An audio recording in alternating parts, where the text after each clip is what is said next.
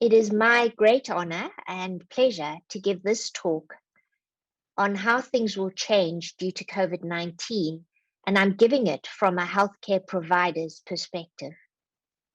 The question is, will COVID-19 impact negatively? In other words, what have we lost? Or will COVID-19 catalyze good outcomes? What have we gained? Well, my stance is 40 years on and reflecting on the lessons we have learned in service delivery for HIV. And certainly I think during this time, and particularly in our quest to reach the 1990 UNAIDS goals, we have realized that we have to move out of the traditional centralized hospital model and embrace differentiated, community-based, integrated, task-shifted, rights-based type services that embrace technology and are multi-sectoral. Last year, COVID changed many things. There's no doubt that the single focus messaging, the stay home messaging, the fact that no services other than essential services were offered, that people saw clinics as only places to go for COVID. There was great fear of forced isolation and stigmatization, and a lot of ambiguous messaging around other infectious diseases that led to a lot of reduced service utilization during the COVID-19 epidemic. So I would say it is very clear that there has been significant impact of COVID-19 on our efforts to deliver HIV and TB and malaria services. Again, I think it's clear that we saw COVID having an impact on many aspects of the prevention through to treatment 90-90-90 cascade, all the way from demand creation to ultimate viral suppression. A modeling study, which is now published in Lancet HIV, looked at the potential effects of disruption to HIV programs due to COVID-19. And you can review this paper in detail, but the relative change in mortality due to ART interruption was significant. And the relative change in incidence in terms of condom availabilities being interrupted and ART interruptions, again, were significant, with other impacts in prevention of mother to child, suspension of viral load testing, and a number of different other services. The Global Fund conducted a snapshot survey and published this recently, where they looked at HIV referrals and HIV testing, for example, during COVID-19. And here, just one example of an impact is a reduction in HIV testing, falling 40% in 2020, and TB referrals falling 59% in 2020 compared to 2019. So we've definitely seen negative impacts of COVID, but have we seen anything positive? In other words, has COVID-19 catalyzed our movement towards differentiated community-based services? And I think there are, again, examples of this in that Global Fund report.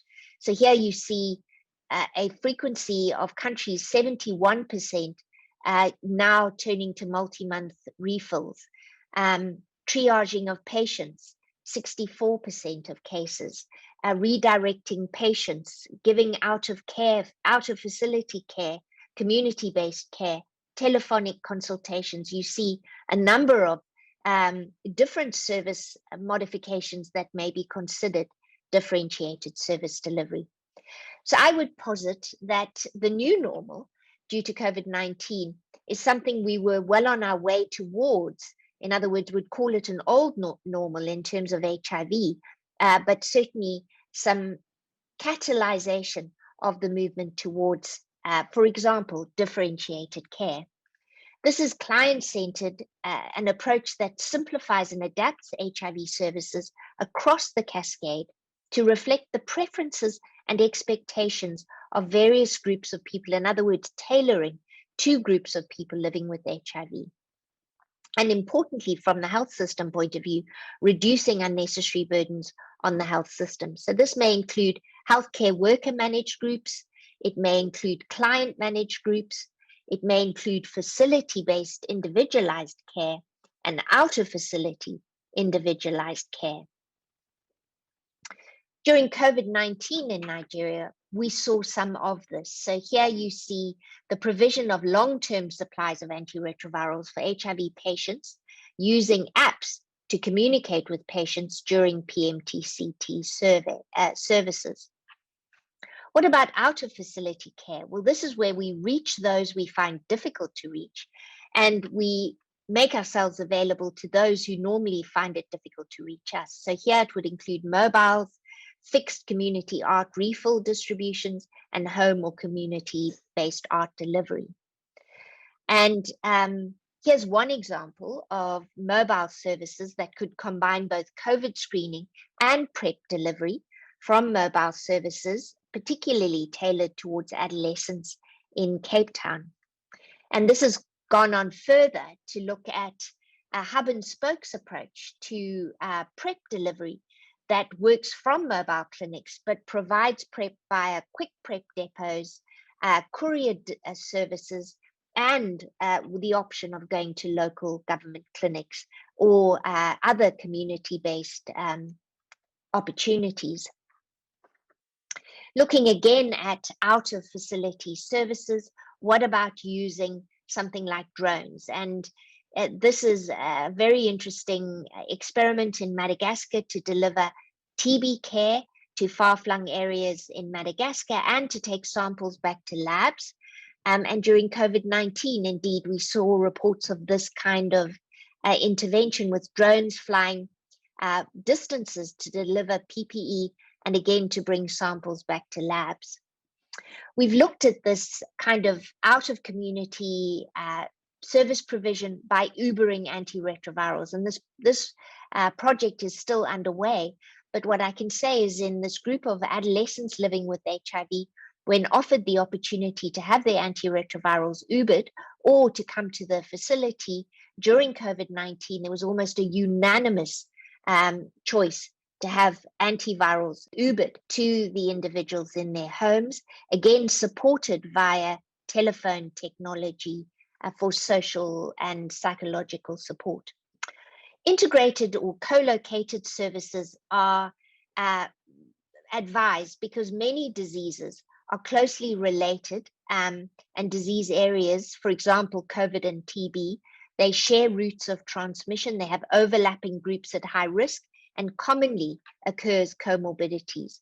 And again, we've seen this in HIV, and COVID-19 showed us some very nice examples. We particularly recommended this during the Global Health Lancet Commission to look at integrating HIV care within a broader global health agenda. We published this in 2018. And here we underscored the importance that, particularly for marginalized or underserved populations, a promising approach to integration is to cluster a range of services tailored to each population's needs in the same service site. For example, sexual reproductive health services with mother-to-child transmission services, intravenous drug use, and other prevention opportunities.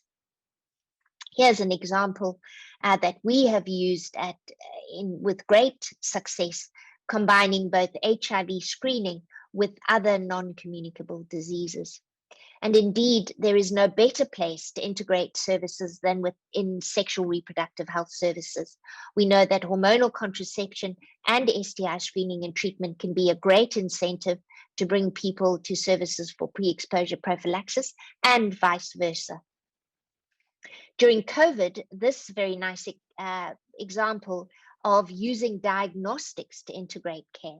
So a new innovative diagnostic that looks at both TB and COVID simultaneously can bring people with pulmonary conditions to one place and quickly sort out whether which disease is in play and expedite treatment.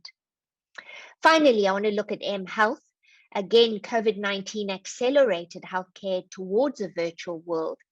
The question just is, will we, after these bold steps, continue to embrace this? And certainly, I think we were beginning to do this, particularly amongst young people. The propensity for virtual and telephonic use is very well known to us. And here is one example of my PrEP journey for pre-exposure use being used by the South African government to bring young women and girls into PrEP use. And here you see how my PrEP was used in an increased way during the COVID-19 lockdowns. I think there are many other opportunities for us to look at differentiated service delivery when it comes to a commodity distribution. So everything from delivering antiretrovirals via ATMs, other vending machines, courier opportunities, mobiles, quick services, private pharmacies, these all come to mind. And of course, consultations can be done by telephone. So during COVID-19, we certainly saw this.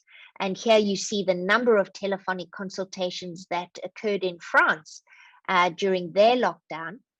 And this can be taken one step further in terms of mHealth.